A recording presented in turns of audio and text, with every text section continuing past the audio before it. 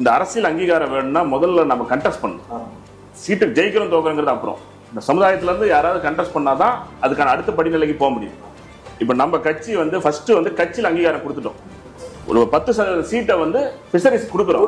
கண்டிப்பா 3 சீட்டு கொடுக்குறோம். எந்த மக்கள் வேர்வை சிந்தி உழைக்கிறாங்களோ, யாருக்கு ஐயோ எனக்கு இது கிடைக்கலன்னு நினைக்கிறாங்களோ, யார் அடுத்த கட்டத்துக்கு அசம்பிளியில அவங்க பேசுறது கேட்கலையோ அவங்களுக்கான கட்சி மட்டும் தான் இது. ஓட்டு போற நீங்க ஒரு நாள் யோசிச்சோம்னா எல்லா பிரச்சனைக்கும் தீர்வு கிடைக்கும். இப்ப கிராமப்புறங்கள்ல இப்ப 100 நாள் வேலை திட்டங்கள் இருந்தது, அதை பயன்படுறாங்களே. அவங்களுக்கு 250 நாள் வேலை 800 ரூபாய் கூலிங்கிறது நம்ம நேற்று அனௌன்ஸ் பண்ணிட்டோம். நகர்ப்புறமா இருந்தாலும் சரி, மீனவ கிராமம்னு அவங்க அடையாளப்படுத்தப்பட்டுச்சுன்னா வருஷத்துக்கு 250 நாள் அவங்க தொழிலுக்கே போனாலும் 800 ரூபாய் குறைஞ்சபட்ச ஊதியத்தை அரசு கொடுத்துரும். 2 லட்சம் ரூபாய் ஒரு குடும்பத்துக்கு கிடைக்கும். ராணுவத்துல கூட சண்டை வரணைக்கு தான் உயிர் போகும். இது போயிட்டு வந்தாதான் நிச்சயம். நான் குழந்தையா இருக்கும்போது ஆல் இந்தியா ரேடியோல சொல்லுவோம், எல்லை தாண்டி பிடிச்ச மீனவர்கள் கைது செய்யப்பட்டாங்க இலங்கையில இருந்து.